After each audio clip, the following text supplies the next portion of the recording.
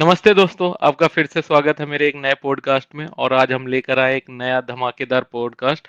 और आज हमारे साथ वो शख्स है जिन्होंने सिनेमा और टेलीविजन की दुनिया में अपनी एक खास पहचान बनाई।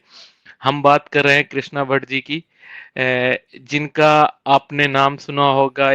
2006 में आई लेडीज टेलर, 2007 में आई मूवी चीनी कम है, और एक ही बहुत ही खूबसूरत पारिवारिक प्यारा शो लापता गंज। तो आज हम इस पॉडकास्ट में उनकी जर्नी और उनकी कुछ अनकही कहानियों के बारे में जानेंगे। सो तैयार हो जाइए, क्योंकि ये जो बातचीत होने वाली है ये सुपर कूल और बिल्कुल ट्रेंडिंग होने वाली है। तो बिना किसी देरी और रुकावट के सबसे पहले हम सर का स्वागत करते हैं। तो सर, बहुत बहुत स्वागत है अभिषेक दिल्ली वाला पॉडकास्ट में। कैसे हैं आप? अभिषेक, बहुत बहुत शुक्रिया। आपने हमें इनवाइट किया इस पॉडकास्ट के लिए और मैं बहुत तंदुरुस्त और मस्त हूँ, क्योंकि मैं मानता हूँ कि हमेशा मस्त रहना चाहिए, खुश रहना चाहिए। और सभी दर्शकों को मेरा प्यार भरा नमस्कार। तो सर, एक ट्रेन जो कि कर्नाटका के मैंगलोर से चलकर दिल्ली आई और दिल्ली से मुंबई, जी। मैं उस ट्रेन में बैठे उसी शख्स के बारे में थोड़ा जानना चाहूंगा। कृष्णा भट्ट, जो एक मैंगलोर डिस्ट्रिक्ट के एक गांव से बिलोंग करते हैं। देखिए, मेरे जर्नी का बहुत ही इंटरेस्टिंग कहानी है, क्योंकि कुछ भी प्लान्ड नहीं था।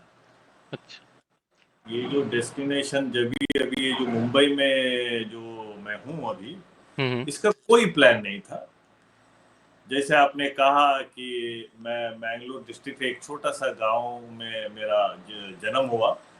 और मैं 5th स्टैंडर्ड में था, तो पहला नाटक किया था कन्नड़, जो एनुअल डे होता है स्कूल में। जी जी। तो मुझे एक प्राइज मिला था। एक आ, उस जमाने में प्राइस मतलब एक साबुन का डिब्बा जो होता है साबुन रखने के लिए बाथरूम में, प्लास्टिक का डिब्बा। तो उस वक्त होगा कुछ 50 पैसे, 1 रुपए का। तो मुझे लगा ये जो मैंने अभिनय किया इसके लिए जो पुरस्कार मिला है, उससे मैं बहुत प्रोत्साहित हुआ। और मुझे लगा कि एजुकेशन के साथ साथ मुझे इस तरह कुछ एक्टिविटी करना चाहिए। तो मैं फिर हर साल एनुअल डे पे एक प्ले करता रहा। फिर हर साल मुझे पुरस्कार भी मिलता रहा। फिर मैं हमारे गांव के बगल में सुब्रमण्य, कुके सुब्रमण्य, वहाँ पे 11th एंड 12th वहाँ भी मैं नाटक किया। तो हर साल मैं स्कूल कॉलेजों में नाटक करता रहा। फिर मैं ग्रेजुएशन करने के लिए मैंगलोर आया, बीएससी कर रहा था, तब भी एक ग्रुप से जुड़ा रहा, अभिव्यक्ता नाम से। और ग्रेजुएशन के बाद कहीं ना कहीं मुझे ऐसा लगा कि मुझे अभिनय में कुछ करना चाहिए। तो अभी अभिनय के अलावा मैं कुछ और कर ही नहीं सकता, क्योंकि मेरे पिताजी कह रहे थे कि अभी आप ग्रेजुएशन हो गया, अभी बीएड करके या कुछ टीचर का जॉब या कुछ ऐसे कुछ करिएगा। तो मैंने कहा कि आ, आपने शायद नाम नहीं सुना होगा, एक कर्नाटक में एक इंस्टीट्यूट है नीनासम, नीलकंठेश्वर नाट्य सेवा संघ। मैं वहां पे जाऊंगा करके, पिताजी को कहा मुझे वहां जाना है 1 साल का डिप्लोमा कोर्स करने के लिए अभिनय में। तो पिताजी ने कहा कि तुम ये नाटक वाटक करते हो, इससे तुम कैसे गुजारा कर लोगे? तो मैंने कहा हो जाएगा। तो उन्होंने कहा कि अगर तुम्हें इतना कॉन्फिडेंस है हो जाएगा तो फिर तुम्हारी मर्जी, कर लो। तो लेकिन अब हो जाएगा, उसके बाद तुम्हारे फैमिली होंगे सब, फिर कैसे कर लोगे? मैंने कहा वो भी हो जाएगा, कहीं ना कहीं कुछ तो रास्ता निकल आ जाए, कुछ ना कुछ। इस तरह फिर मैं नीनासम थिएटर इंस्टीट्यूट गया, वहां पे 1 साल डिप्लोमा कोर्स किया। फिर मैं 1 साल रेपर्टरी में था। वहां पे क्या था कि वहां पे जो टीचर्स गुरुजन थे, वो सब national school of drama Delhi के पास आउट। तो वो वहां का माहौल एक ऐसा था कि मेरे लाइफ का वो बहुत ही खूबसूरत समय था, गोल्डन पीरियड कह सकते हैं नीनासम में। 2 साल मैं वहां रहा, एकदम जमीन से जुड़ा हुआ थिएटर रंगभूमि मैंने किया वहां पे। जब रेपर्टरी में 3-4 नाटक हम तैयार करके ऑल ओवर कर्नाटक उसका मंचन करने जाते थे और गए थे। तो उस वक्त लोगों का बहुत अप्रिसिएशन मिला और लोगों ने बहुत बहुत सराहा। तो मुझे लगा कि और कुछ करना चाहिए। इस तरह से मैं प्रोत्साहित होता रहा, होता गया। और फिर गुरुजनों ने कहा कि तुम्हें नेशनल स्कूल ऑफ ड्रामा जाना चाहिए। तो मैंने ऐसे ही फॉर्म फिलअप किया। तो मैंने कहा मुझे मालूम नहीं था कि कैसा होगा क्या होगा, इससे पहले लेकिन आपने कभी एनएसडी का नाम सुना था कि मतलब नेशनल हाँ स्कूल नाम ऑफ तो ड्रामा जरूर क्या है? सुना था, क्योंकि अच्छा। हाँ नीनासम आने के बाद सुना था, उससे पहले मुझे नहीं मालूम था। नीनासम आने के बाद, क्योंकि वहां पे बहुत सारा ऐसे लोग आते थे पढ़ाने के हम्म। लिए, और बहुत सारा एक्सपोजर मिला, क्योंकि वहां पे तो एक प्ले किया था फ्रिट्स बेनिफिट्स, जो जर्मनी के थे, जर्मनी से आके हमको प्ले डायरेक्ट किया था। तो वहां पे धीरे धीरे मुझे पता चला कि क्या है, कहाँ इंस्टीट्यूट, क्या नेशनल क्लब ड्रामा, उसके बारे में। फिर मैं एनएसडी आया। एनएसडी लकीली पहला अटेम्प्ट में ही मैं सिलेक्ट हो गया। और फिर 3 साल एनएसडी में, और फिर 3 साल एनएसडी में बहुत कुछ सीखने को मिला। वो भी एक बहुत ही बेहतरीन समय था हम्म। सीखने के लिए। और बहुत सारे गुणी जनों से मुझे सीखने को मिला, गुरुजन जो आते थे बाहर हम्म। से भी और एनएसडी में भी। तो उसके बाद हमारे वहाँ पे एक गुरुजी हैं, देवेंद्र राज अंकुर जी, उन्होंने कहा कि बैंगलोर आरआरसी है, वहां पे कुछ तुम आके थिएटर का कर सकते हो। फिर मैं वहां चला गया। फिर all over India theatre workshop उनके साथ, मैंने बहुत सारे थिएटर वर्कशॉप की एक्टिंग क्लासेस लेता था। उसके बाद मैं इंडिया से बाहर भी चला गया, अब्रॉड। तो यहाँ तक मेरा कोई भी प्लान नहीं था मुंबई आने का, मैंने सोचा भी नहीं था। तो ये सब करता रहा, का 3-4 साल ये किया मैंने, 95 से लेके 97 98 तक। फिर अचानक मुझे लगा कि एज ए एक्टर, अभिनेता मुझे कुछ करना चाहिए। तो इतने साल थिएटर करने के बाद मुझे मेरे एक मित्र ने कहा कि यार मुंबई बहुत स्ट्रगल है, और बहुत सारे ऐसे, हालांकि मैं स्ट्रगल नहीं मानता इसको, उसका भी मैं कहानी आपको आगे बताऊंगा।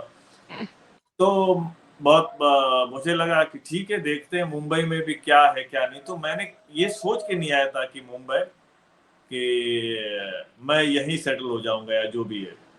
तो मैं मुंबई आया, क्योंकि मुझे ये था कि मैं अभिनय और कला के अलावा मैं कुछ और कर ही नहीं सकता हूँ, है ना।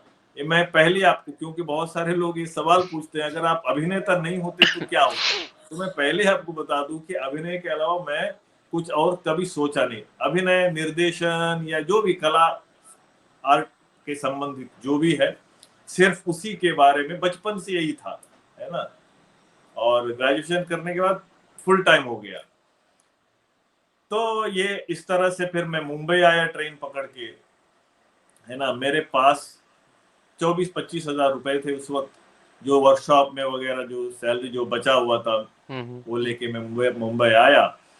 और एक हमारे बैचमेट एनएसडी के कुमुद कुमार मिश्रा, उनके रूम में रहा। वो गोरेगांव में रहते थे, उनके रूम में मैंने रिक्वेस्ट किया, भाई कुछ भले यार, कमाल करते हो, रहो, जब तक रहना मेरे साथ रहो।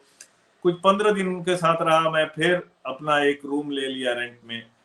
फिर जो वही ऑफिस में जाना, फोटो बांटना, यहाँ जैसे काम होता है वो करता रहा। 2 ढाई महीने तक मुझे कहीं से कुछ भी नहीं मिला। ये 97 98 की बात कर रहा हूं मैं आपको। तो 2.5 महीने के बाद मैं, उस वक्त पेजर हुआ करता था, ये मोबाइल वगैरह नहीं, लैंडलाइन और पेजर। तो मैं एक खत लिखने के लिए बैठा पिताजी को कि मैं गलत आ गया मुंबई, शायद मुझे बैंगलोर या दिल्ली में कुछ थिएटर, रंगभूमि से जुड़ा हुआ काम करना चाहिए। तो ये लिख ही रहा था, तो मेरा जो पेजर है वो बजने लगा। तो एक मैसेज आया, मैंने देखा कि कोई एक एपिसोडिक टीवी शो का एक रोल मिला है आपको, हम आपको फाइनल किए हैं। मैंने कहा अच्छा, वो इस तारीख को शूट है। फिर थोड़ी देर के बाद फिर मैं सोचा कि ये लिखूं कि ये काम तो आया, पता नहीं वो काम करके फिर आऊंगा। तब तक फिर से बजा पेजर। तो फिर दूसरा एक कुछ एड शूट या समथिंग था। फिर मैंने खत को वहीं पे छोड़ दिया लिखना, मैंने साइड में रखा। फिर मैंने कुछ दिन के बाद वो शूट किया। फिर एक शूट आया, इस तरह से फिर धीरे धीरे धीरे धीरे धीरे धीरे धीरे जो है काम करने लगा, एक काम के बाद दूसरा काम, दूसरे, इस तरह से फिर हल्का हल्का करते धीरे धीरे काम शुरू हो गया। उसके बाद फिल्म इंडस्ट्री, टीवी किया, फिल्म किया, टीवी कमर्शियल, फिर ये सिलसिला इस तरह से शुरू हुआ। फिर आज का दिन है, आपके सामने बैठे हैं। इसमें मैं थोड़ा आपको पीछे ले जाऊंगा। जब आप न्यू दिल्ली आए एनएसडी के लिए, जी। आप एक बोलते हैं ना साउथ रीजन से नॉर्थ रीजन में आना, वो एक्सपीरियंस कैसा था? और एनएसडी जैसा आपने कहा इतना आसान नहीं है क्योंकि लिमिटेड सीटें होती हैं, और फर्स्ट टाइम में क्रैक कर लेना, तो उस समय तक आपको लग रहा था कि ये मतलब एक अच्छी चीज हो गई है या बहुत बड़ी चीज हो गई है? जैसा आपने कहा कि जब आपने थिएटर स्टार्ट करा बेंगलोर में, तब आपने सुना कि एनएसडी कुछ है और उसका आइडिया लगा, तो वो रिएक्शन या एक्सपीरियंस आपका उस समय का कैसा था, दिल्ली का स्पेशली? देखिए, मैं जब दिल्ली आया, सच बताऊं, मैं थोड़ा सा अपने आप को फिट नहीं पा रहा था, क्योंकि मुझे हिंदी बोलना भी नहीं आता था ठीक से। क्योंकि कर्नाटक में जिस गांव से मैं था, और वहां पे क्या है, हम कन्नड़ बोलते हैं, हम्म। है ना। और वहां पे ऐसा कोई मौका नहीं था कि मैं हिंदी में अपने वार्तालाप करूं। तो कन्नड़ में बातें करते थे, तो बहुत मैं टूटी फूटी हिंदी में इंग्लिश मिक्स करके, इंग्लिश भी हमारी मतलब वैसे ही है, हम्म। तो सब मिक्स करके कैसे कैसे अपने आप को कन्वे करता था कि अब जो मैं कहना चाहता था। तो लेकिन वहां पे क्या था कि उन्होंने देखा कि ये, इसके अंदर पैशन है थिएटर के प्रति, ये कुछ करना चाहता है, और एक इतना इतने साल के एक थिएटर बैकग्राउंड से आया है। नीनासम थिएटर इंस्टीट्यूट 2 साल वहां था। तो जो वहां पे गुरुजन थे, उनको समझ में आ गया कि ये कुछ करना चाहता है और इसके अंदर वो जुनून है। तो हिंदी की वजह, हिंदी अगर मेरा देखते तो डेफिनेटली मैं सिलेक्ट नहीं होता।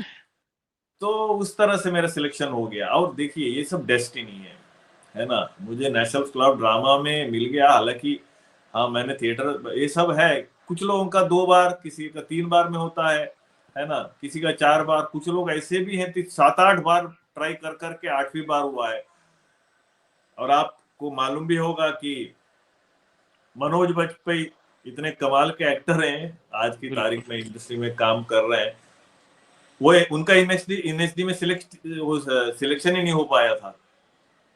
जी। तो ऐसा है, ऐसा नहीं है कि ये कोई क्राइटेरिया नहीं है। देखिए, हम ये अच्छा है, हम खुशनसीब है, हमको प्लेटफॉर्म, एक जगह मिली कि सीखने के लिए। कुछ लोगों को नहीं मिला, वो अपनी तरह से सीख लिए।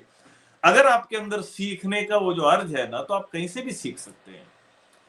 ये तो हम लकी रहे कि हमको मौका मिल गया, हम सीख लिए। अच्छा, अब क्या हुआ, फर्स्ट ईयर 3 साल का कोर्स है, तो फर्स्ट ईयर के एंड आते हमारे 6 महीने हो गया। तो वहां पूछते हैं, हमारे जो डायरेक्टर थी उस वक्त, कीर्ति जैन मैम, उन्होंने मुझे बुलाया कि तुम क्या करना चाहते हो, डायरेक्शन में जाना चाहते हो एक्टिंग में, क्योंकि सेकेंड ईयर में हमको स्पेशलाइजेशन हम्म। चुनना था कि एक्टिंग या डायरेक्शन। तो मैंने कहा, मैं एक्टर हूं, मैं तो एक्टिंग ही करूंगा। तो बोले कि तुम तो हिंदी नहीं बोल पाते हो, कैसे करोगे, यहाँ तो हिंदी में होता हम्म। है, तो कन्नड़ में तो प्ले करते नहीं है। तो मैंने कहा, मैं कर लूंगा। तो बोले, पहले वो करो। तो मैंने कहा कि मैम, जब मैं ये जो चैलेंज एक्सेप्ट करके इसको मैं पूरा कर पाऊंगा, तब मैं आपसे मिलता हूँ। तो बोले, ठीक है। उसके बाद 6 महीनों में लगातार, फिर मुझे अचानक एक दिन मुझे ये बात समझ में आई कि अगर आपको कोई भाषा सीखनी है, या उसमें आपको एकदम कमांड हो, आपको कमांड पाना है, तो आपको उसी भाषा में सोचना शुरू करना पड़ेगा, है ना। सिर्फ बोलने से नहीं होगा। जैसे आपके मन में थॉट प्रोसेस जो है, कि अगर हम्म। आप सोचते हैं कि मुझे यहाँ जाना है, मुझे अब ये करना है, ये जो मैं बोल रहा हूँ, ये मुझे हिंदी में ही सोचना पड़ेगा। तो फिर मैंने धीरे धीरे वहाँ लाइब्रेरी में बैठा रहता था, घंटों बैठा रहता था, किताबें पढ़ना, फिर जोर जोर से पढ़ना, बहुत सारी चीजें, लोगों से भले ही गलत शलत बोलता था, लेकिन कॉन्फिडेंटली बोलना शुरू कर दिया, धीरे धीरे धीरे धीरे धीरे जो है। और कमाल की बात है, एनएसडी फर्स्ट ईयर का हमारा पहला प्ले, काट खान से एक कहानी के ऊपर हमने प्ले किया, तो 2 प्ले किया, तो उसमें एक प्ले में मैंने लीड रोल किया। ओके। जहां हिंदी बेल्ट के दिग्गज लोग थे मेरे बैच में, तो वहां पे मुझे ये करने का मौका मिला। तो प्ले देखने के बाद हमारे डायरेक्टर मेरे पास आई, बोले कि तुमने बहुत सीरियसली और जुनून के साथ ये जो काम किया है, ये बहुत सराहनीय है। अब तुम बिल्कुल बिना सोचे समझे जा सकते हो, अभिनय के स्पेशलाइजेशन करके तुम सेकेंड ईयर में जा सकते हो। मैंने कहा बहुत बहुत धन्यवाद मैम। और फिर हम इस तरह से ये कहानी है ये। और मैं जब पहली बार इंटरव्यू सेकंड जो वर्कशॉप हमने 4 दिन नेशनल क्लाउड ड्रामा के सिलेक्शन से पहले किया था, वहां पे सब हंसते थे जब मैं बोलता था, टूटी फूटी हिंदी बोलता था, तो सबको मजा आता था बहुत। लेकिन ये सब जो किस्से कहानियां हैं बहुत अब आज की तारीख में हम उसको याद करते हैं तो बड़ा मजा आता है कि कहाँ से कैसे कैसे हम निकल के यहाँ आए हैं। जी। तो सर जब आप मुंबई आए, तब आपको ये मुंबई आने के बाद, जैसा आपने कहा कि आपको 2 ढाई महीने लग गए, आप पिताजी को चिट्ठी लिखने वाले थे कि अब यहाँ ऐसा कुछ हो नहीं रहा, तो अब इस प्रोफेशन को छोड़ के आप मतलब घर जाने की तैयारी थी, तभी एक पेजर में एक मैसेज बजा, आपने एक दिन का रोल मिला, फिर मल्टीपल मैसेजेस, एड शूट, ऐसे धीरे धीरे कहानी शुरू हुई। तो उस समय आपको ये रियलाइजेशन वहां हुआ कि यार मैं तो एनएसडी से हूँ, मतलब इंडिया का, मैं कहूँ तो एक टॉप कॉलेज कह लो, जिससे बहुत ही लिमिटेड स्टूडेंट्स पास आउट होते हैं एवरी ईयर, और फिर उस स्टूडेंट्स को यहाँ आके स्ट्रगल करना पड़ रहा है। क्या डिफरेंस आपने पाया कि रोल सिलेक्शन, या जो वहाँ कह लो एक हायरिंग क्राइटेरिया था, जो जो भी एजेंसीज थी उस समय, जो भी आपको बोलते थे ना फिट नॉट फिट वाला जो क्राइटेरिया है, तो आपको क्या चीज समझ में आई कि कहाँ आपकी साइड में क्या लूप होल था, या उनकी एक्सपेक्टेशन क्या थी, एग्जैक्टली क्या डिमांड्स क्या थी, जो नहीं चीज। नहीं, देखिए ये सब ऐसा कुछ नहीं है। उस वक्त ठीक है। एजेंसी वगैरह नहीं हुआ करती थी। 98 99 की बात कर रहा हूँ, 97 98 की बात कर रहा हूँ। उस वक्त डायरेक्ट प्रोडक्शन हाउस से ही कॉल आता था। जो इन हाउस की जो कास्टिंग डायरेक्टर है या डायरेक्टर खुद हम्म। बोलते थे कि भाई ये एक्टर है। तो उस वक्त क्या होता था कि उस वक्त ये इस तरह का ऑडिशन, ये लुक टेस्ट, इस तरह का उस जमाने में ऐसा था नहीं। हम्म। है ना, आप अपना बायोडाटा और एक फोटो लेके वहां पे हार्ड कॉपी देते थे। वैसे भी नहीं है, मैंने कहा ना आपको, मोबाइल नहीं है तो आप व्हाट्सअप कर दिया, ये सब सिस्टम था नहीं, है ना। बिल्कुल। तो हम खुद ऑफिस जाते थे, देते थे। कभी कभी हो, देखिए क्या है, ये सब डेस्टिनी है। कभी कभी क्या होता है, आपका फोटो ऑफिस में आपने दे दिया, उन्होंने डाल दिया, वो नीचे चला गया, हम्म। है ना। ऊपर किसी और का फोटो आया, वो 8 10 फोटो निकाले कि भाई ये अच्छा अच्छा ये ठीक है, इसको कॉल करो। तो इतना टाइम लगता है, 2 ढाई महीना कोई बहुत ऐसा नहीं है। अभी तो लोगों को सालों भी लग जाता है कि कहीं काम नहीं मिलता है ना। तो ये तो एक तपस्या है, एक जर्नी है। कभी किसी को काम मिलता है, कभी बहुत काम करने के बाद फिर काम नहीं होता है ना। तो ये मानना है, तो इसलिए मैं ये नहीं मानता हूँ कि 2 ढाई महीना उसका कोई क्राइटेरिया नहीं। हाँ, ये लगा था जरूर कि मैं नेशनल क्लाउड ड्रामा कब पास आउट, फिर वो 2 ढाई महीने में वो सारा भ्रम टूट गए मेरे, है ना। वो निकल जाता है, फिर आपको ना हर हर वक्त जीरो से शुरू करना पड़ता है।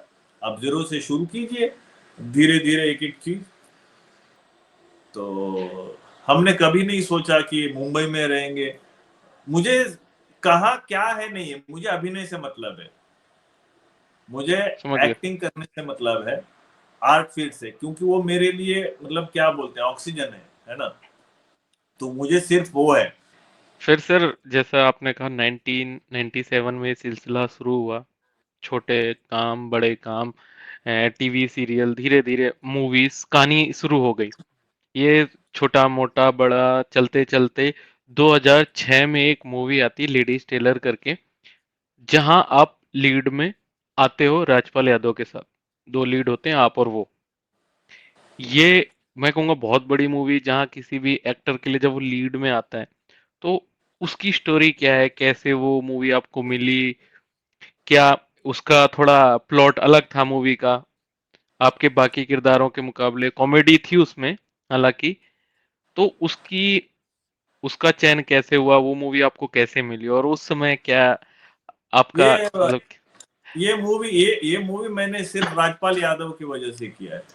अच्छा। क्योंकि राजपाल यादव जो है, मैं वो भी क्लब ड्रामा से मैं एनएसडी हम्म। पास किया, वो एनएसडी एंटर किए थे, है ना। हमारा हम्म। 3 साल का गैप है नेशनल क्लब ड्रामा में। तो वहीं से मैं जानता हूँ राजपाल को, मेरे छोटे भाई हम्म। जैसे हैं। और तो उससे पहले मैं एक काम करता, तो हम साथ में ही मतलब मेरे बाद ही आया राजपाल, हालांकि मुंबई, है ना। तो हम बहुत सारे उस समय एक ही जगह रहते थे, मतलब एक ही कॉम्प्लेक्स में। तो साथ में कभी कभी हम कहीं प्रोडक्शन हाउस जाते थे, बैग उठा के अपना फोटो देने के लिए, ऐसे ऐसे ऐसे ऐसे। तो मुझे उससे पहले एक भट्ट साहब के, अपना महेश भट्ट कैंप में काम करने का मौका मिला। एक हमारे दिल्ली से पहचान के गिरीश धमीजा, उन्होंने वहां पे इंट्रोड्यूस किया, छोटा छोटा कुछ किरदार किया। एक फिल्म संघर्ष में भी मैंने काम किया था, बिल्कुल। है ना। तो आज भी लोग उसके बारे में बात करते हैं, उस कैरेक्टर के बारे में, रामाकुटी।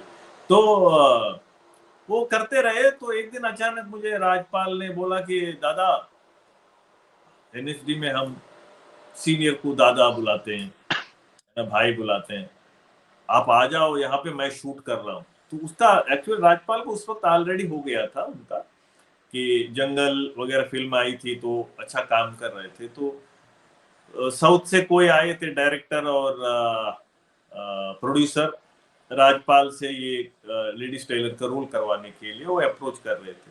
तो वहां डिस्कशन हो रहा होगा ये। तो तुरंत कि उन्होंने स्क्रिप्ट सुनी तो उनको लगा कि ये कैरेक्टर है एक, तो ये किससे किया जाए। तो तुरंत बोला, अरे कुछ कास्ट करने की जरूरत नहीं मेरे दिमाग में। तो ये राजपाल मुझे कॉल करके, मैं वहां पे गया तो उनके वैनिटी में वो कुछ और फिल्म के शूटिंग कर रहे थे, मुझे अभी भी याद है, गोरेगांव में हम्म। कहीं। तो वहां मैं पहुंचा तो उन्होंने मिलवाया, ये है। और मुझे अभी भी याद है, हम वहीं पे वैनिटी में कुछ ऐसे ही एक फिल्म का एक सीन है, तो ऐसा करेंगे ऐसे, क्योंकि राजपाल बहुत पैशनेट है अपने काम के बिल्कुल। प्रति। उधर ही करके वो सब हमने दिखाया, तो बड़े हम, तो उस तरह से वो, तो उन्होंने बोला तुरंत है, ठीक है, बिल्कुल फिट है कैरेक्टर में। तो उसमें ना कोई ऑडिशन था, ना कुछ था, ना उन्होंने पूछा, वो सिर्फ एक किया। फिर हमने वो शूट किया, बहुत एंजॉय किया उस फिल्म में काम करते हुए साथ में। मनोज पावा भी थे उस फिल्म जी। में हम्म। साथ में, है ना। हम तीनों ने बहुत एंजॉय किया उस शूट के दौरान। बस ऐसे देखिए क्या है, वैसे कभी कभी मेरे साथ भी होता है, मैं कहीं काम कर रहा हूँ तो कास्टिंग की बात होती होती है, तो कोई बोलते हैं यार ये अभी नहीं है, अभी क्या है, कास्टिंग एजेंसी, कास्टिंग डायरेक्टर, सब अलग मामला है। उस टाइम में क्या, तो कोई पूछ लेता था डायरेक्टर, यार कोई एक्टर है तो बताओ। तो हम तुरंत किसी के नाम सजेस्ट करते थे, या हमको लगता है कि हम पूछते थे कि यार कोई ऐसा क्या क्या क्या कैरेक्टर की कास्टिंग अभी तक नहीं किया आपने, फाइनल किसको नहीं किया अभी तक, कौन सा कैरेक्टर को फाइनल नहीं किया। तो बताते थे कि ये कैरेक्टर है, बोले अरे ये एक्टर है क्या, एनएसडी का है, बहुत है, मेरा बैच का है, या मेरा जो भी है।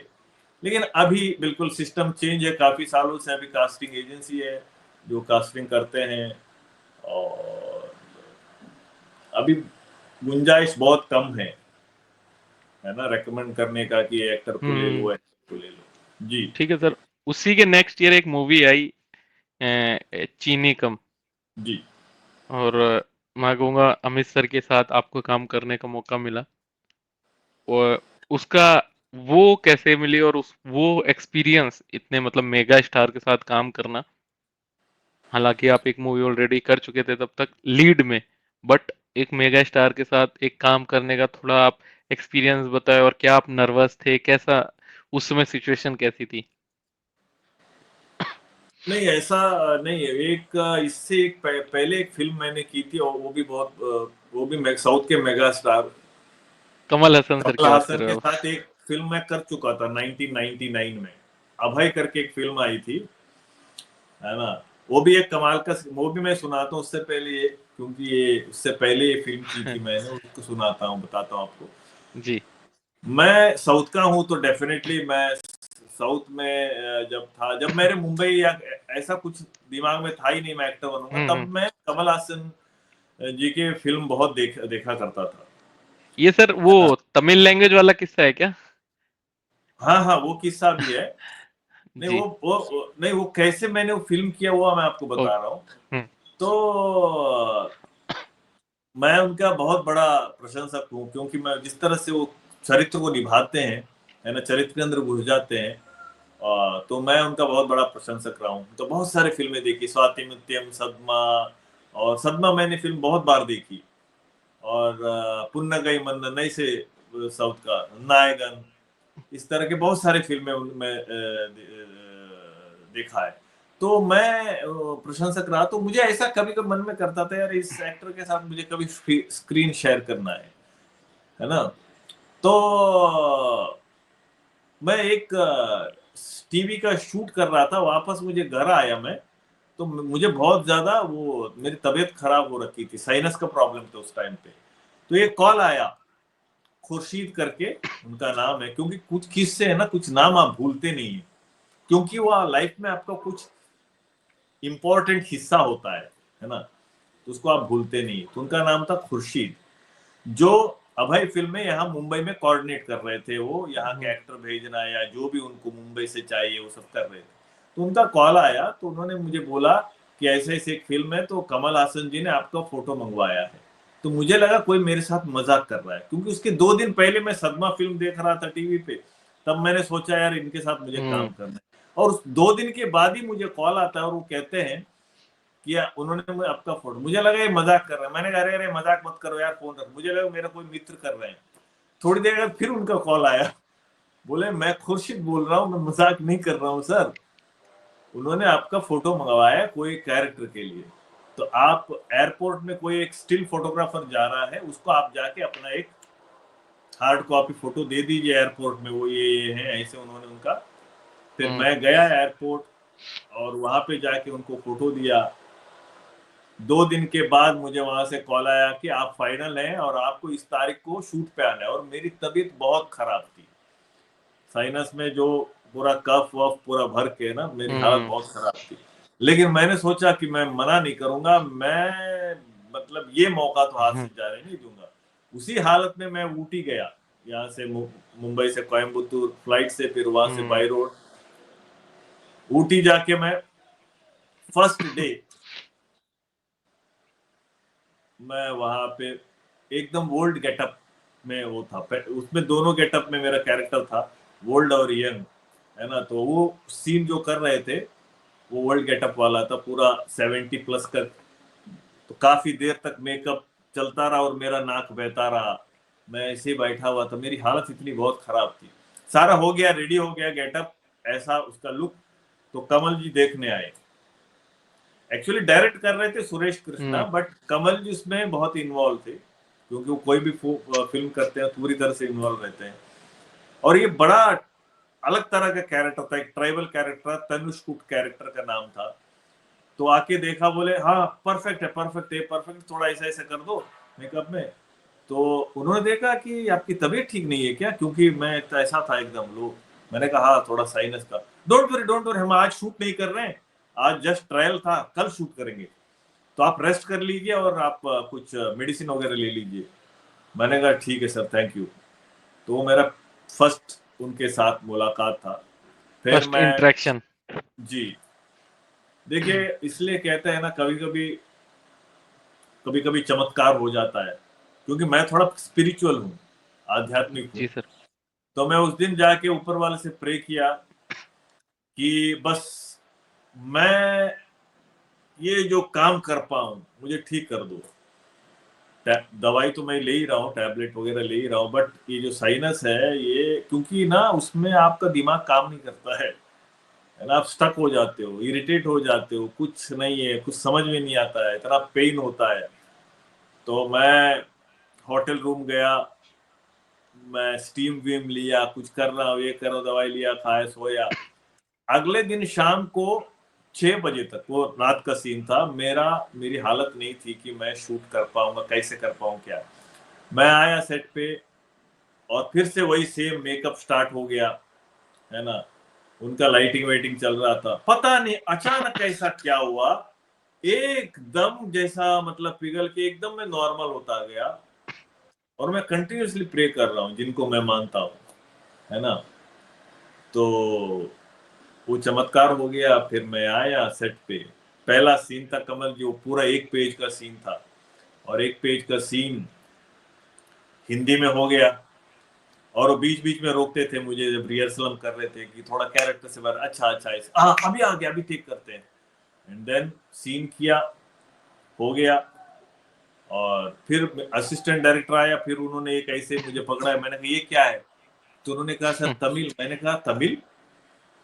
तो मैंने कहा तमिल में है? बोले हाँ सर, बाय लैंग्वेज फिल्म बना रहे हैं, तो हिंदी और आपको मालूम है वो? मैंने कहा नहीं, मुझे नहीं, किसी ने बताया नहीं। तो कमल जी वहीं खड़े थे, व्हाट हैपेंड? मैंने कहा सर तमिल।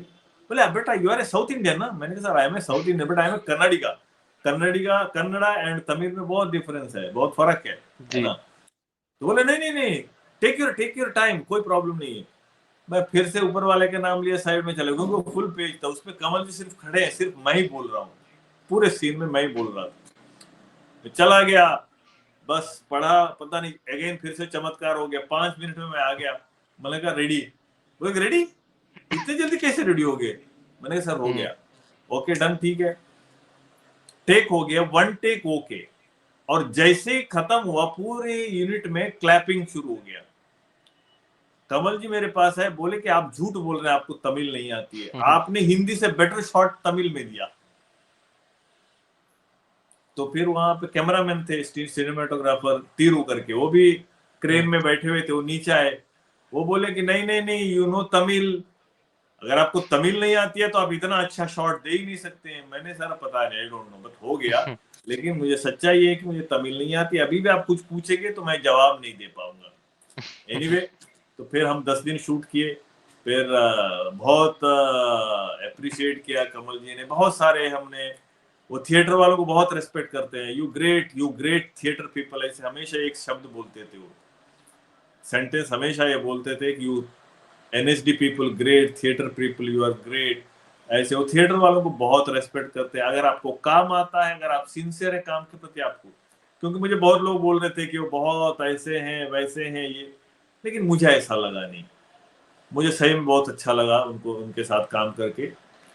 और ये एक्सपीरियंस, हालांकि फिल्म वो बहुत अच्छा नहीं कर पाई क्योंकि वो तो अलग तरह की फिल्म थी, बट ये मेरे लाइफ का एक बहुत बेहतरीन एक्सपीरियंस रहा। उसके बाद चीनी कम का मैं कुछ कर रहा था, कुछ टीवी कर रहा था, मुझे अभी एग्जैक्टली याद नहीं है, तो मुझे कॉल आ रहा था प्रोडक्शन हाउस से, है ना, कि कैसा फिल्म है, आपको एक इसके लिए एक लुक टेस्ट करना है, ऐसे ऐसे। तो मुझे लगा बच्चन साहब हैं, परेश रावल जी हैं, तब्बू जी हैं, तो क्या कैरेक्टर होगा, कुछ होगा नहीं करने को। क्योंकि उस वक्त ऐसा था कि हम कुछ करना चाहते थे, होता है ना जोश, जवानी में जो जोश होता है। अभी हमको सब इंडस्ट्री का धीरे धीरे समझ में आ गई, थोड़ा अभी ठहराव आ गया, अभी हम समझ रहे हैं क्या है क्या नहीं है। तो मैं थोड़ा सा कुछ और कर रहा था, तो मुझे लगा मैं उतना इंटरेस्ट नहीं दिखाया। फिर जब फोर्थ टाइम मुझे या फिफ्थ टाइम मुझे कॉल आया, तो मुझे लगा कुछ तो है भाई। मैंने कहा ऐसा नहीं हो सकता है कि बार बार अगर कुछ तो है और मुझे कॉल कर रहे हैं। तो मैंने कहा मैं कल आता हूँ। फिर मैं गया, वहां जाके मुझे पता चला ये जो कोलगेट जो कैरेक्टर किया मैंने, हैदराबादी सेफरेनी पुलाव, है ना, जो पॉपुलर हुआ बहुत कैरेक्टर, तो वो बहुत सारे एक्टरों का ऑडिशन साउथ में जाके ले चुके थे। उनको जो जिस तरह के अच्छा। लुक चाहिए थे कि दांत बाहर और डार्क दिखने में, कोलगेट उस तरह का, तो मैं तो ऐसा था नहीं। तो लेकिन उन्होंने कहा कि एक आपका लुक टेस्ट, तो बोले कि कैसे करेंगे, अभी बाद में तो हम तो टीथ देंगे आपको ऐसे बाहर डेंटिस्ट के पास, अभी आप कुछ करिए। मैंने कहा सर डोंट वरी मैं करता हूँ, बाल्कि सर वहीं मिले थे मुझे डायरेक्टर साहब। फिर जाके मैंने दिया, जब मैं करना शुरू किया वो दूर से देख रहे थे, वो जो एक सीन किया मैंने ऐसे करके, वो बोल रही है हैदराबादी जेफरेनी पुलाव मीठा ही। तो सीन जैसे खत्म होने वाला तो खत्म, बोले सर हमको हमारा कोलगेट मिल गया। उन्होंने वहीं पे फाइनल कर दिया। तो बोले कि लेकिन हमको आपको ऐसा कुछ, मैंने कहा सर मुझे ऐसा लगता है कि, बोले क्या इसको आप थ्रोट मेंटेन कर पाओगे ये जो ऐसे करके। मैंने कहा हाँ सर, क्योंकि वो बाहर से लगाएंगे तो शायद कुछ उतना अच्छा नहीं लगेगा, पता नहीं वो आर्टिफिशियल लगेगा एनीवे। तो इस तरह से फिर हमने 10 दिन बच्चन साहब के साथ शूट किया ये कोलगेट कैरेक्टर। बहुत यादगार एक्सपीरियंस रहा, क्योंकि बच्चन साहब तो बच्चन साहब है, इतना प्रोफेशनल है, और बहुत अप्रिशिएट किया। बहुत आनंद आया काम करके, और बाल्की जितने टैलेंटेड डायरेक्टर हैं वो उतने अच्छे इंसान भी हैं। तो उनके साथ भी एक बार फिर और एक बार मुझे काम करने का मौका मिला। बच्चन साहब के साथ भी फिर से एक बार कुछ 10-12 साल बाद एक और मैंने टीवी कमर्शियल किया था विका जी का, तो वो भी एक मौका मिला था। तो बाल्की डायरेक्ट कर रहे थे। तो इस तरह से गुणी लोगों के साथ काम करते हैं, अच्छे एक्टरों के साथ, और जो काम को ना पूछते हैं, जो काम के प्रति इतना वो रखते हैं ना, उनके साथ आप काम करते हैं तो आपको भी अच्छा लगता है, आपको मन को सुकून मिलता है। मतलब ये क्योंकि मैं भी ये मानता हूं कि जो आपका काम है उसको आप 100% दीजिए, फिर एक बार हाँ करने के बाद आप पूरा मन लगा के वो काम करें, है ना। तो ये बेहतरीन एक्सपीरियंस था, और मजा आया काम करके बहुत, क्योंकि सदी के महानायक सब कहते हैं। लेकिन जब मैं आपको बताता हूँ, मैं जब काम करता हूँ सीन में वो बच्चन साहब हैं, वो कमल हासन जी, कोई भी जितने भी दिग्गज कलाकार हैं, लेकिन जब मैं स्क्रीन के कैमरा के सामने जाता हूँ, मेरे लिए वो जो कैरेक्टर वो प्ले कर रहे हैं और जो मैं कैरेक्टर प्ले कर रहा हूँ वो है, फिर मेरे दिमाग में नहीं आता है। फिर मैं जो उसमें कैरेक्टर में अपने हिसाब से मैं जो करता हूँ, उनका सामने जो रिएक्शन, उसको गिव एंड टेक जो होता है वो है। अगर आप फिर उस वक्त भी आपके दिमाग में वही चलता रहे, फिर आप नहीं कर पाओगे जो आप फिर करना चाहते हैं। जी तो ये मेरा शुरू से ही, मैं थिएटर में भी ऐसे ही, सामने कोई एक्टर है, रेस्पेक्ट है, सभी के लिए रेस्पेक्ट है, लेकिन जब आप वो चरित्र निभाने के लिए वहां जाते हैं तो फिर आपको आप जो किरदार जो कर रहे हैं आप वो हैं। अगर आप डर रहे हैं, मान लीजिए अगर आप कोई नॉन एक्टर हैं जो स्टार हैं, आपको उनको डराना है और पता चला कि सामने जाते खुद डर रहे हैं तो क्या फायदा, है ना। सही बात है। अगर आपको डरना है तो आप डरिए, अगर आपको डराना है, आपको डांटना है तो डांटिए, आपको डांट सुनना है तो आप डांट सुनिए। तो ये है, तो आप चरित्र में रहिए, अपने कैरेक्टर में रहिए। जी जी सर, इसके बाद मूवीज की बात बहुत होगी। दो पॉपुलर शो और मेरे फेवरेट भी, पहला है लापतागंज और दूसरा है द कपिल शर्मा शो।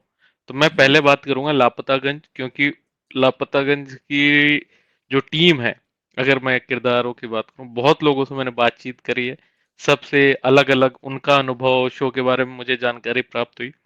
तो मैं सबसे पहले आपसे ये जानना चाहूंगा, ये अश्विनी धीर सर से आपका कैसा कनेक्शन है, पहले से आप जानते थे, उनसे कैसे मुलाकात हुई, और फिर इस शो में शो शुरू हो गया, अच्छा खासा चल गया, तब आपके किरदार की एंट्री होती है। तो ये किरदार बीच में आया, ये कैसे इंट्रोड्यूस हुआ, मतलब क्या इसके पीछे प्लानिंग एंड प्लॉटिंग क्या थी? नहीं, एक्चुअली क्या है, अश्विनी जी को तो मैं पहले से जानता था। मैंने एक शो किया था, अच्छा वो राजपाल की बात हम कर रहे थे, जी, राजपाल एनएचडी का तो था ही, एक और हमने शो किया था दूरदर्शन का 98 में, मुंगेरी के भाई नवरंगी लाल, है ना, जिसमें बहुत फेमस था राजपाल, सर वो। जी हाँ, मैं और राजपाल वो वेटर बने हुए थे रेस्टोरेंट में। तो तब से हमारी ट्यूनिंग थी, है ना, एज ए को एक्टर। तो उस शो का कुछ एपिसोड अश्विनी जी उस वक्त डायरेक्ट करने आए थे, अच्छा। लास्ट लास्ट में, हाँ, तब हमारी पहचान हुई। तो प्रकाश झा जी डायरेक्ट कर रहे थे, मतलब उनका शो ही था, वो वही प्रोड्यूसर थे। तो लास्ट में कुछ एपिसोड तो वहाँ हमारी पहचान हुई, दोस्त जो भी है। तो उसके बाद वो प्रोड्यूसर बन गए, लिखते तो बहुत बढ़िया लिखते हम्म हैं। तो प्रोड्यूसर, वो अपना प्रोडक्शन हाउस, फिर उनका कुछ और शो चल रहा था, मुझे मालूम था कि वो कर रहे हैं, कभी काम किया नहीं हमने साथ में, है हम्म। ना, मौका ऐसा नहीं मिला था। तो कभी कभी क्या होता है, कैरेक्टर ऐसा चाहिए होता है कि प्रोड्यूसर या डायरेक्टर जो भी राइटर है उनके दिमाग में आता है कि भाई कि इनको ले लें। तो ये लापता कहीं शो शुरू स्टार्ट किया उन्होंने, और मैंने कुछ एपिसोड, शायद एक दो वो एपिसोड देखा था। तो मुझे मुझे होता है ना कि जैसे मैं मालगुडी डेज जैसे शो मुझे बहुत पसंद है। तो लापतागंज मैंने देखा, यार ये बहुत बढ़िया शो है यार, लेकिन मेरे दिमाग में ये नहीं आया कि मैं करूंगा या क्या है क्या नहीं है, अप्रोच करूंगा या ऐसा कुछ था नहीं मेरे मन में, क्योंकि मैं कुछ और उस वक्त, एक्चुअली सच बताऊं तो मैं उस वक्त फिल्में कर रहा था। एक जी। फिल्म किया, कुछ एक दो महीने गया पाता, फिर एक फिल्म किया, ऐसे मैं टीवी उस वक्त नहीं कर रहा था। तो एक दिन अचानक, ये शायद 3-4 महीने शो कर, 3 महीने के बाद मुझे, मैं कहीं बैठा था, शायद मंदिर में बैठा था, क्योंकि मेरी बेटी को मैं भरतनाट्यम सिखाने के लिए एक गुरु जी के पास लेके जाता, तो वहीं मैं मंदिर में बैठा हुआ था, उसका क्लास चल रहा था। तो अश्विनी जी का मुझे कॉल आया। तो उन्होंने कहा कि ऐसा ऐसा एक शो है। मैंने सर मैं जानता हूँ। मैंने कहा कि मैंने कुछ एपिसोड देखे हैं। तो बोले अभी देखिए मत, अब आइए शो में। मैंने कहा अच्छा। बोले हाँ, आप जैसे भी आप फ्री हैं तो कल परसों आप सेट पे आ जाइए, बात करते हैं कैरेक्टर के बारे में। मैंने ठीक है, मैं आता हूँ। तो फिर मैं उनके पास गया और उन्होंने कैरेक्टर, तो उस वक्त मुझे कुछ समझ में नहीं आ रहा था कि 2-3 मीटिंग हुई। फिर उन्होंने बोला कि आप करना तो शुरू कीजिए, देखते हैं क्या है, किस तरह से ये है। लेकिन एक बात है, वो कितना अपने कैरेक्टर, अपने चरित्र को लेके, एक बात मैं हमेशा बोलता हूँ, मुझे लग रहा था कि जो हैंगे है, वो जिस तरह कैरेक्टर हैंगे क्या है, वर्क करेगा कि नहीं करेगा। मैंने उनसे बोले कि नहीं नहीं, मुझे बिल्कुल यकीन है कि ये वर्क करेगा। उन्होंने ये बात बताया था मुझे उस वक्त। मैंने कहा सर ठीक है, आप कह रहे हैं तो मैं काम पे लग जाता हूँ। फिर इस तरह से धीरे धीरे धीरे धीरे वो कैरेक्टर ग्रो करता गया। और एक बात है कि जितने वहां पे कलाकार, एक्टर, मैं सबको जानता था ज्यादातर, है ना। हालांकि सुचेता दी से मैं पहली बार मेरी मुलाकात हुई थी सेट पे। और शुभांगी जी को वैसे जानता था सबको, लेकिन मुलाकात, विनीत भाई जो कछुआ चाचा करते थे, वो हमारे नेशनल स्कूल ऑफ ड्रामा के हमारे सीनियर हैं। रोहिताश गौड़, रोहित भाई, वो भी हमारे सीनियर थे। अनूप उपाध्याय को भी जानता था, जो मामा का किरदार कर रहे थे। तो इन सबको मैं जानता था। और अब्बास, अभी उनका नाम कबीर। कबीर जी, कबीर, उनको भी मैं पहली बार सेट पे मिला। तो आशुतोष सिन्हा, ये सब जो जितने एक्टर लोग हैं, सबको मैं जानता था, और सब इतने मजे हुए कलाकार। तो मुझे लगा मजा तो आएगा काम करने में, और धीरे धीरे धीरे मजा नहीं, आनंद आने लगा।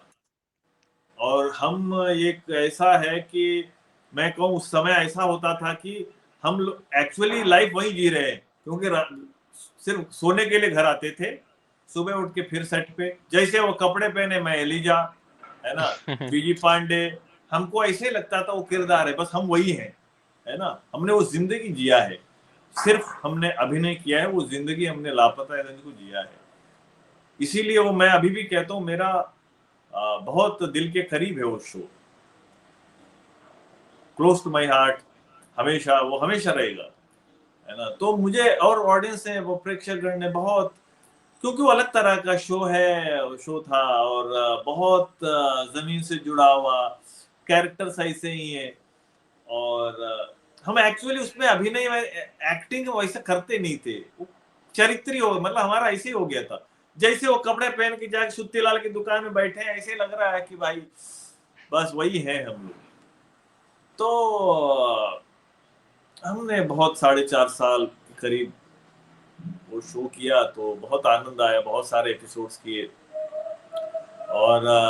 और अश्विनी जी जितने किरदार, कैरेक्टर्स हैं, उसको बहुत वेल डिफाइंड, है ना। ये कैरेक्टर ऐसा है, ये ऐसा है, इनके आपस के, है ना, कुछ चीजें ऐसे ऐसे निकल गई तो क्या हो गया, तो ये मुकुंदी लाल को जीजा जी, फिर इंदु दीदी, बिंदु दीदी, फिर लल्लन जी को एक दिन ऐसे मुंह से निकल गया था, जीजा जी की वाइफ के जीजा जी।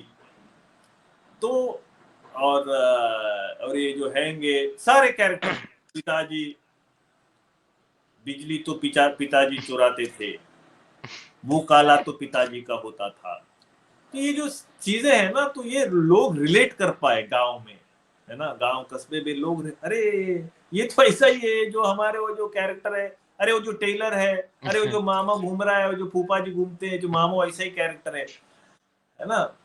और बीजे पांडे, पापा कसम डीपली घुस के, तो जितने कैरेक्टर्स हैं, तो सारे एकदम वेल डिफाइंड और बहुत मजेदार चरित्र, तो लोग रिलेट कर पाए। लोग उसको हंसते हंसते कुछ हम मैसेज भी देते थे सही बात है सर। कि बिल्कुल सर, सही बात की आपने। अब मैंने जैसे पहले कहा था कि 2 शो, अब दूसरे शो की बात करते हैं, दी कपिल शर्मा शो। कपिल शर्मा शो, उसमें स्टैंड अप कॉमेडी भी होता था उस टाइम पे जब मैंने किया था, और बहुत सारे फिर गैग्स करने लगे। मुझे एक दो बार कॉल आया, मैं लापतागंज कर रहा था उस वक्त, तो मुझे समझ में नहीं आया क्योंकि मैं वो उस तरह का चीज करता नहीं था, और मैं करना भी नहीं चाहता था क्योंकि वो मैं रिलेट नहीं कर पाता उस चीजों में। स्टैंड अप वगैरह मुझसे नहीं होता, मैं अपने जी कुछ सर। कर लिया। वो उनका अलग टैलेंट है, वो सही है गलत है अच्छा है बुरा है मैं नहीं बोल रहा हूँ, वो उनका टैलेंट है। टैलेंट जो सही भी बात है है। वो अपनी जगह है, उसको रेस्पेक्ट करना चाहिए जो भी है। हाँ, अब क्या है, अब उन्होंने कहा नहीं नहीं हम आपका ऐसे ही एक्ट कर रहे हैं, गैग्स करते हैं। फिर मैं एक बार गया देखने के लिए, चलो भाई देखते हैं। तो फिर मैंने कुछ एपिसोड्स किए, है ना, तो नहीं पर उनको सर अच्छा लगा तो थोड़ा दोबारा जी। शुरू से मैं जानना चाहूंगा, मतलब अप्रोच किसने करा था? किसी थर्ड पार्टी ने, नहीं देखिए मतलब वो या खुद कैसे? डेफिनेटली कपिल शर्मा तो खुद थोड़ी कॉल करेंगे, तो हम्म। प्रोडक्शन वाले किसी ने मुझे कॉल किया, कभी वहाँ के जो क्रिएटिव होते हैं वहां से किसी का कॉल आया। अब मुझे हम्म। याद नहीं एग्जैक्टली, काफी साल हो गए, बहुत पहले की बात है, अभी नाम अंडरस्टूड। याद नहीं आ रहा है। तो उस वक्त मुझे ज्यादातर वो एक लड़की वहाँ क्रिएटिव में प्रोडक्शन में थी, अनुश्री करके, उनका ओके। ज्यादातर कॉल आता था। तो उन्होंने मुझे बताया कि ऐसा ऐसा है। तो एक दो बार मैंने थोड़ा, एक्चुअली क्या हुआ था कि अनोखे अवार्ड्स करके लापतागंज की जो अवार्ड सेरेमनी इन हाउस करते थे, वहां पे कपिल शर्मा एक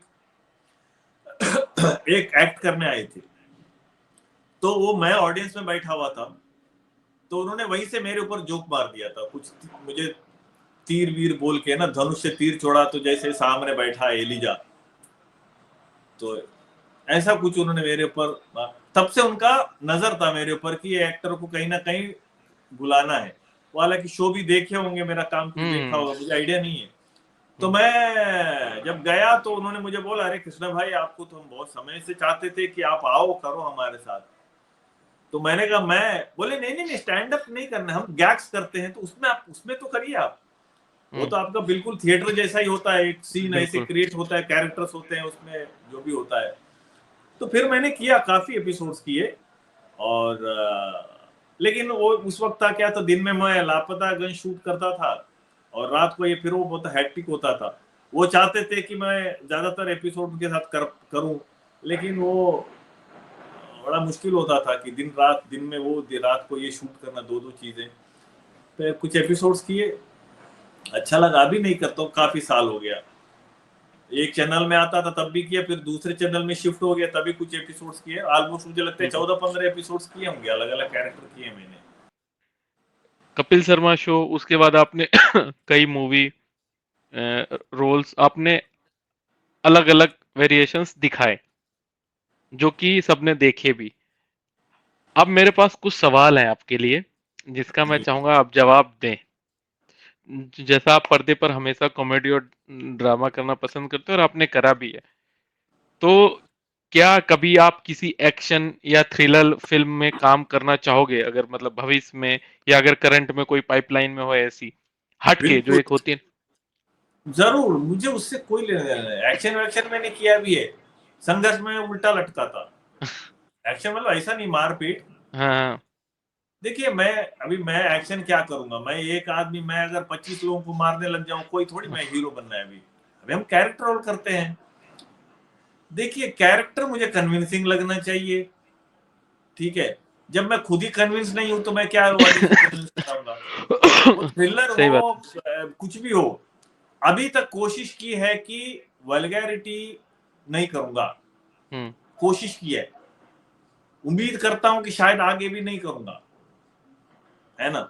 हाँ, अगर कोई ऐसा कैरेक्टर एक आध गाली हो तो हम नॉर्मल लाइफ में भी देते हैं, लोग वैसे सड़क में सही घूमने बात वाला, है। ऐसा कोई कैरेक्टर है तो वो ठीक है ना। लेकिन आप समझ रहे हैं ना मैं वल्गर वो क्या बिल्कुल बात कर सर। रहा हूँ, है ना। तो वो मुझसे नहीं होता है, मैंने मना भी किया हुआ है, काम मैं मना ठीक भी है। किया है ना। ठीक तो है। बट थ्रिलर, साइको कैरेक्टर्स, ये सब मजा आएगा करने, मतलब एकदम डिफरेंट है, मैं करना भी चाहता हूँ। कॉमेडी करता गया तो कॉमेडी एक्टर है, कॉमेडी एक्टर, कॉमेडी एक्टर क्या होता है, एक्टर होता है मेरे हिसाब से। वो तो हाँ, कॉमेडी वो उसमें। करना क्या होता है, कॉमेडी करना कुछ नहीं होता है, ये गलत फहमी है। अगर कोई ये करे कि कॉमेडी करो, कॉमेडी करो क्या पर होता है? पर सर सबसे आप होती भी तो नहीं। कैरेक्टर चरित्र कर रहे हैं, जो आपको चरित्र मिला है वो सिचुएशन में जाता है ना? अभी देखिए, अभी ये पानी का बोतल है, अभी इस पानी का मेरे बहुत प्यास लगी है ना? अभी इस पानी के बोतल को मैं खुल नहीं रहा है, इसको मैं ट्रेजेडी भी कर सकता हूँ, इसमें कॉमेडी भी हो सकता है, इसमें दोनों हो सकता है। आप कैसे प्रेजेंट करते हैं उसके ऊपर डिपेंड करता है। बस थोड़ा अगर लाइव हो जाए तो ये तो अरे इससे कुछ अच्छा तो नहीं, कुछ होगा ये नहीं। आप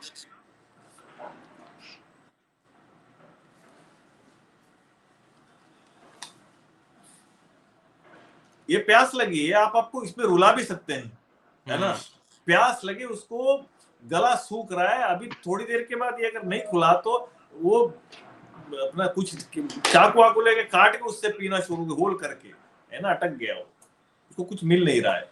अब इसी को कॉमेडी में भी कर सकते हैं, ऐसे कर करके।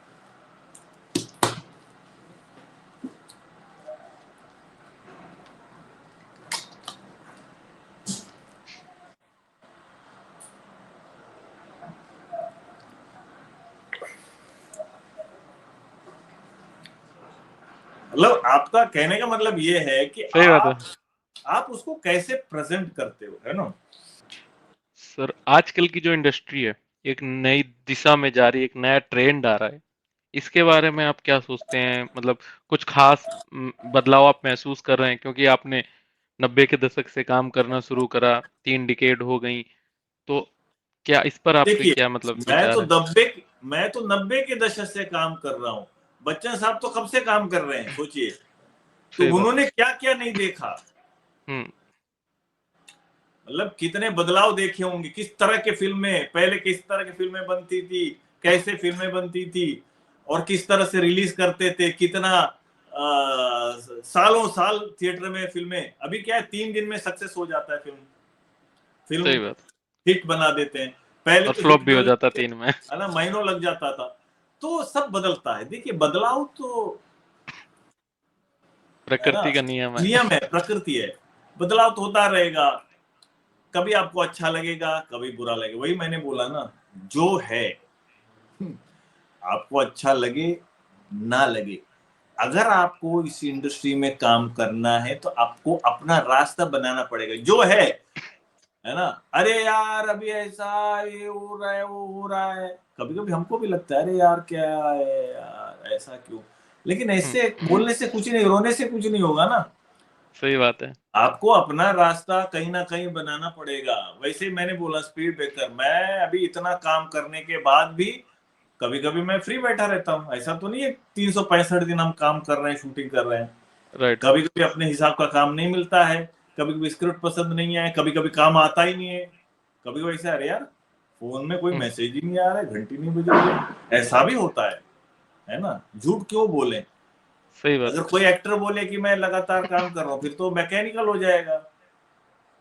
वो क्या है, राइट। एक राइट। क्रिएटिव काम है ना, ठहराव चाहिए लाइफ में, खुद के बारे में देखना, खुद के बारे में सोचना। अब उठ के सुबह सुबह जैसे जॉब जैसा रोज जाके, इसलिए मैं ज्यादातर टीवी कम करता हूँ, इसीलिए क्योंकि वो फिर आप वो चीज खो दोगे, मतलब अपने अंदर जो है ना, फिर वही हो जाओगे, जाके लाइन बोल दिया आ गए, उसमें क्या मजा है?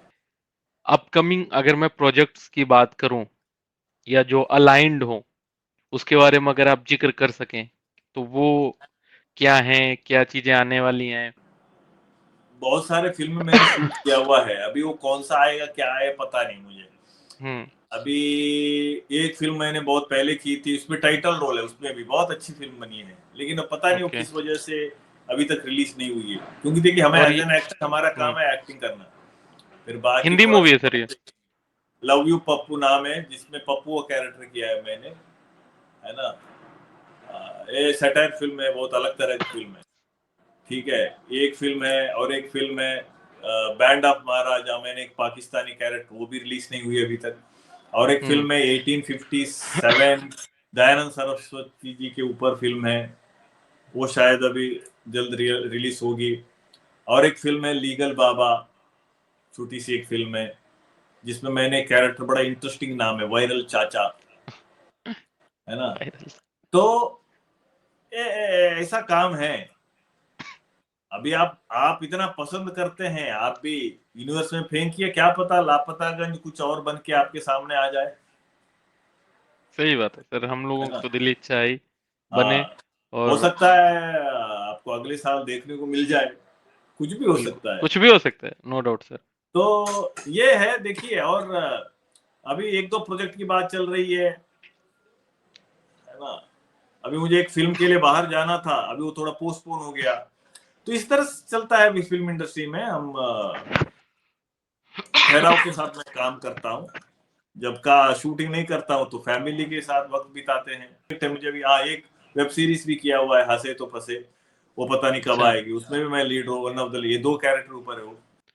म, सर बहुत बहुत मैं ये कहूँगा धन्यवाद जो आपने अपनी पूरी जर्नी की इतनी सारी चीजें हमसे शेयर करी। जाते जाते अपने फैंस के लिए, जो लोग आपको प्यार करते हैं, पसंद करते हैं, उनको आपकी एक नसीहत, गाइडेंस, या जो कुछ भी आप उनके नाम कुछ शब्द कहना चाहें, जो भी आप अपनी मन की इच्छा अपने चाहने वालों को कहना चाहें, तो वो आप प्लीज कह सकते हैं। देखिए, मैं अपने चाहने वालों से एक ही चीज हाथ जोड़ के विनती करता हूँ। आजकल ये जो व्हाट्सएप यूनिवर्सिटी जो कहते हैं हम जिसको, जिसमें कुछ भी मैसेजेस आते हैं, वो कोई भी, मैं पॉलिटिक्स की बात नहीं कर रहा हूँ, कोई भी चीजें वट कहीं भी एवर। हाँ, आपको आता है, आप उसको फॉरवर्ड कर देते हैं और आप उस चीज को फैला रहे हो। आपको पता भी नहीं है कि वो सच है, झूठ है, क्या है। पहले आप उसको पता कर लीजिए, क्योंकि ये छोटी छोटी बातें हैं, ये कब बहुत बड़ा बन जाए, क्या हो जाए, बड़ी बात बन जाए, क्या हो जाए, कुछ नहीं पता। तो और दूसरी बात, जो अभिनय क्षेत्र में आना चाहते हैं उनको मैं एक ही चीज कहता हूँ, ग्लैमर चकाचौंध दे के मत आइए। जिस दिन आपको ये सवाल का जवाब ना मिले कि अगर आप अभिनय ना करेंगे तो आप क्या करेंगे, तो आप सोचने लग जाए तो मैं क्या करूंगा, तब आप आइए। मतलब अभिनय के अलावा आप कुछ नहीं करना सकते या करना चाहते हम्म। हैं। ऐसा नहीं है कि कुछ भी नहीं है, चलो ठीक है एक्टिंग कर लेते हैं, फिर कुछ नहीं होगा। क्योंकि वही लोग यहाँ फ्रस्ट्रेटेड या परेशान नहीं होते हैं जो जेन्युइनली एज ए, मतलब अभिनय करना चाहते हैं, अभिनय उनके अंदर भरा हुआ है, एक्टर के अलावा कुछ और सोच ही नहीं रहे। तो कभी एक्टर नहीं है तो किताब पढ़ लेते हैं, काम नहीं है तो कुछ और कर लेते हैं, अपने दोस्तों के साथ क्रिएटिव डिस्कशन करते हैं, ये करते हैं, वो करते हैं। है ना। चकाचौंध ग्लैमर, अरे ऐसा होगा वैसा होगा, मैं भी पर्दे पे दिखूंगा, ये सब कुछ नहीं होता है, ये सब क्षणिक है, चला जाएगा। आप अपना ट्रेनिंग लीजिए अपने शहर में कहीं भी, कुछ थिएटर ग्रुप या सब कुछ करके, तपस्या है ये। ऐसा नहीं है, कुछ हलवा नहीं है, थोड़ी है कि मतलब एक्टर बन गए तो टिकेंगे भी नहीं। हाँ, बाकी देखिए डेस्टिनी है, जहां आपको जो होना है वो होगा। है ना। ऐसा नहीं है कि, नहीं तो हर आदमी सही बात वो है। बन जाते, हर आदमी ये बन जाते।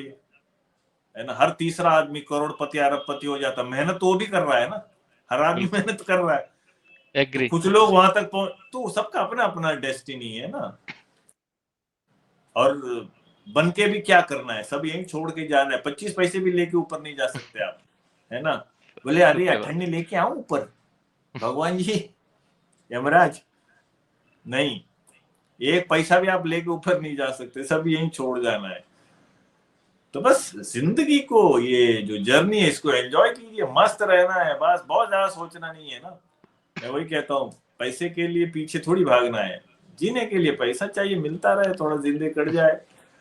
बहुत लोग हैं बेचारे कितने कठिन परिस्थिति में, अगर हो सके आपकी स्थिति है तो लोगों को अपने साथ लेके चलिए।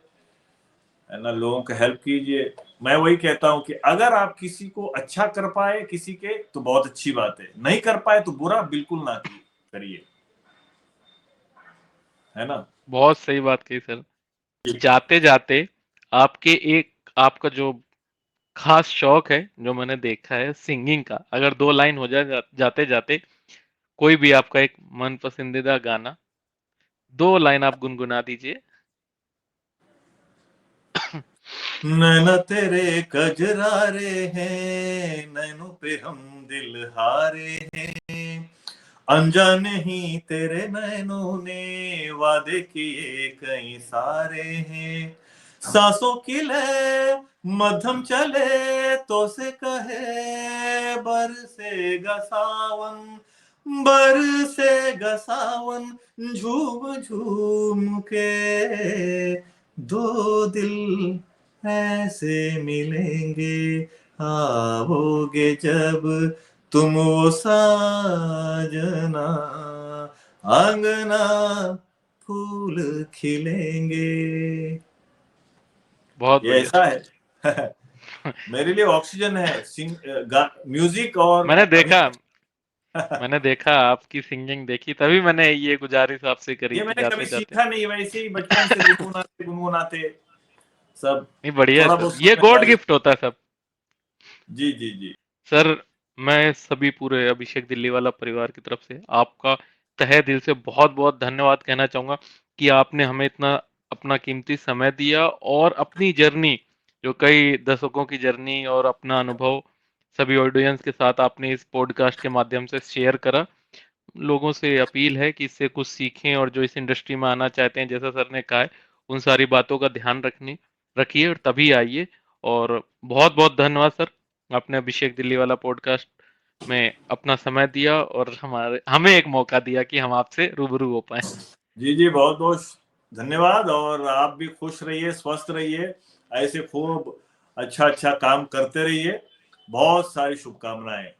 दर्शकों, आपको ये पॉडकास्ट कैसा लगा? जरूर, अगर आपको अच्छा लगा तो कमेंट करिए और लाइक करिए, शेयर कीजिए और अभिषेक यादव को सपोर्ट कीजिए कि बहुत अच्छा अच्छा इंटरव्यू करते हैं गुणी लोगों का। और ये भी आपके दोस्त हैं, दोस्त होस्ट, तो इनको जरूर आप सपोर्ट करें। आगे भी जो भी पॉडकास्ट करें, ये किसी के साथ भी इंटरव्यू करें, बातचीत करें, जरूर देखिए। इनका भी कुछ विचार है, तो वो लोगों से बातों बातों को निकलवाते हैं बहुत अच्छे तरीके से। तो जरूर देखिएगा और आपको कैसा लगा जरूर कमेंट में बताइए। जी बिल्कुल, जैसा सर ने कहा, आप लोग जरूर इस पॉडकास्ट को पूरा देखें। अगर आपको पसंद आता है तो लाइक करें, जो भी आपकी धारणा है उसको कमेंट करके आप हमें बताएं। अगर किसी सुधार या किसी चीज की जरूरत हो वो भी आप बता सकते हैं। और प्लीज हमारे साथ जुड़े रहें, आने वाले समय में और भी अच्छे अच्छे पॉडकास्ट आएंगे। और अगर आप नए हैं तो जो हमारे पॉडकास्ट हैं, जो भी हमारे गेस्ट हैं, आप उनकी कहानियां जाके देखिए। सबने अपने अपनी जर्नी, अपना एक्सपीरियंस शेयर करा, तो आपको बहुत ही मजा आएगा। तो प्लीज आप हमारे साथ जुड़े रहिए। नीचे लाल बटन आ रही होगी, उसको आप दबा के चैनल सब्सक्राइब कर लीजिए अगर आप नए हैं। और ऐसे ही अपना प्यार दिखाते रहिए। So thank you so much, मिलते हैं अगले नए पॉडकास्ट में।